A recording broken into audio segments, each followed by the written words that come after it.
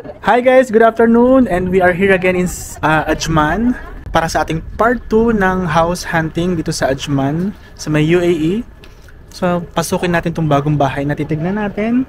Pakita ko sa inyo yung surroundings. Ito yung surroundings niya. Maganda yung community guys kasi maraming ginagawang bahay and tahimik pa. And I think parang if ever mapili namin tong bahay na to, itong bahay na to, mismo to, parang kami pa lang yung unang titira. Kasi kung mapapansin nyo yung community, lahat ginagawa pa. Lahat construction pa. And pasok na tayo sa loob guys. Look at the main gate, the entrance. Panalong panalo guys. Pang mayaman. So pagpasok natin, wow, ang ganda. Ito yung facade ng bahay. Main door. And dito tayo sa side.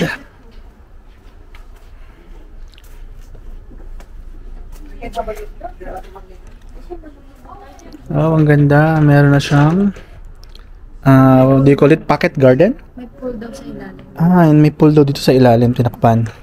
But this is the pocket garden. Okay, pagpasok mo, ito yung living room. Ito yung living room niya. This is the kitchen. Light is the hat, but electricity no not below. So you know, he will be offered your name. This is the kitchen. May lutuan na siya Wow. na. See? Very modern yung design. Ano may access? May microwave na rin siya. May built-in ano na siya. Microwave and griller. Ito yung stairs niya. Ganda. May design na rin dito yung sa stairs niya. Oh. One room, this and living hall. Okay.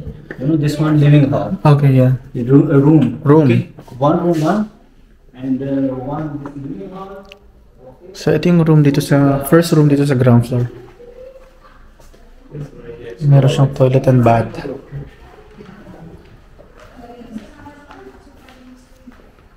Dito pala. Look, tignan nyo dito muna.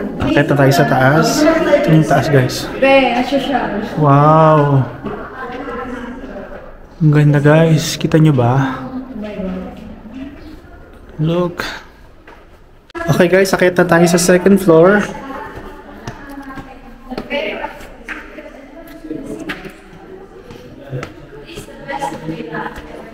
So pag akit dito sa second room guys, meron ditong living room. Look at the chandelier. Wow. So may TV dito and meron siyang balcony. Oh, ang ganda. Meron pa siyang mga scaffolding kasi hindi pa tapos yung pag-fix. Ito yung first room dito sa second floor. Ito yung view ng room. Okay, malaki din yung room niya. Meron siyang built-in cabinets. Yan, dalawa yung kanyang built-in cabinets. And look at the toilet and bath. Wow. So modern. Meron siyang shower enclosure. Ganda. Modern. Dito tayo sa second room dito sa my second floor. Ganun din, malaki din, same size.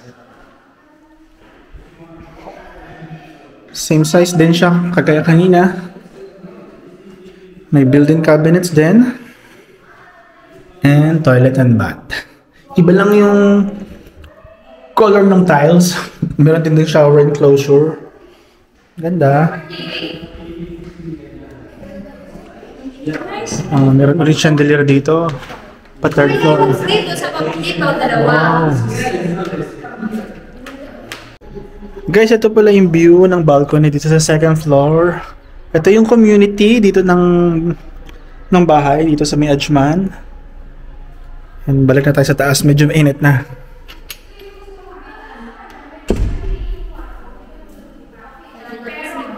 This one will be 3 clients.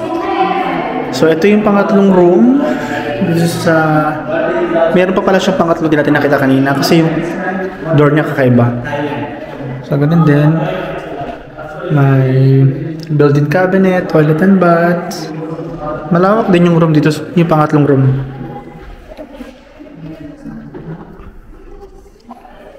Light is open by the owner. Okay, akit tayo sa 3rd floor. Ang ganda niya, kaya lang guys, ang mahal pala, 170,000.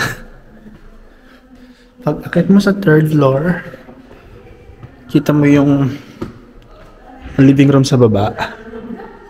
And dito na tayo sa another room. And meron siyang malaking balcony. So ito yung another room dito sa 3rd floor. Para saan tong tiles ito? Kakaiba. And meron siyang built-in cabinets. And meron ding toilet and bath. May enclosure yung shower.